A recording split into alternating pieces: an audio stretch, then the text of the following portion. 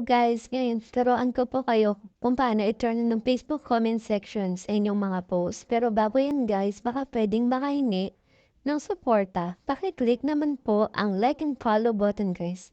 Maraming salamat po. God bless. Ganito po yan guys. Kapag once po na sinearch kayo ng inyong followers, tapos po, hindi naka-public ang comment section nyo sa inyong post, hindi po sila makaka-comment. Ganito po yung itsura niyan. Wala pong comment section sa inyong post. Paano po ba ibalik yan, guys? Panoorin nyo lang po ito. I-click nyo lang po yung tatlong dot sa gilid.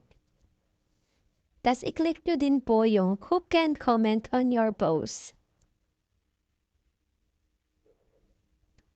Dapat po naka-public. Click nyo po yan guys. Para po makita po yung comments nyo sa inyong mga posts.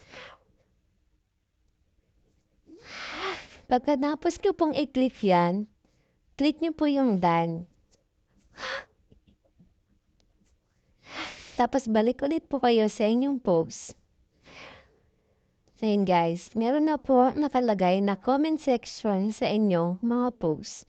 Maraming salamat po!